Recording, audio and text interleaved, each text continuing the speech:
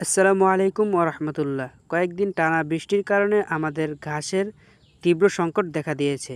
একদিকে আমাদের তীব্র খড়ের সংকট, আরেকদিকে আমাদের পর্যাপ্ত পরিমাণ ঘাস নেই। বৃষ্টির আগে বিল থেকে কিছু ঘাস কাটতাম এবং আমাদের ঘাসের জমি থেকে কিছু ঘাস কাটতাম।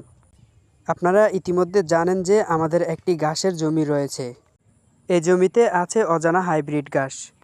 ঘাসের সংকট থাকার কারণে ঘাস কাটা প্রায় শেষ হয়ে গেছে। যেহেতু অনেক দিন ধরে বৃষ্টি হচ্ছে, তাই বাধ্য হয়ে আমাদের জমি থেকে ঘাস কাটতে হচ্ছে। যেহেতু আমরা নতুন খামার করেছি, তাই আমাদের অভিজ্ঞতার অনেক ঘাটতি ছিল। অভিজ্ঞতার ঘাটতি থাকা সত্ত্বেও আমরা আগে থেকে কিছু খড় এবং একটি জমিতে ঘাস চাষ করে রেখেছিলাম, যেগুলো আমাদের খামারের গরুর জন্য পর্যাপ্ত পরিমাণ ছিল না। ভবিষ্যতে এ ধরনের ভুল করব না ইনশাল্লাহ। ইতিমধ্যে আমাদের খামারে কিছু গরু উঠিয়েছি। 5-6 দিন আগে 3টি ষাঁড় গরু কিনেছি এবং গতকালকে 2টি হাড্ডিসার গাভী গরু কিনেছি।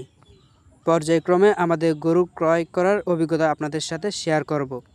তাছাড়া আমরা গরুগুলোকে কী ধরনের খাবার খাওয়াবো এবং কী ধরনের চিকিৎসা প্রদান করে থাকবো, তা আপনাদেরকে প্রতিনিয়ত আপডেট দেওয়ার চেষ্টা করব।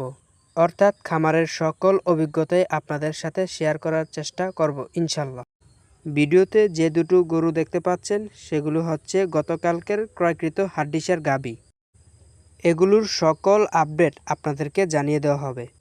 যেহেতু আমরা নতুন খামার করেছি, তাই এখনও আমরা ঘাস কাটার মেশিন ক্রয় করতে পারিনি। সেজন্য গাছগুলো কষ্ট করে কাস্তে দিয়ে কাটতে হয়েছে, মানে গাছগুলো টুকরো টুকরো করা হয়েছে। তাই সবাই আমাদের এই নতুন খামারটির জন্য দোয়া করবেন।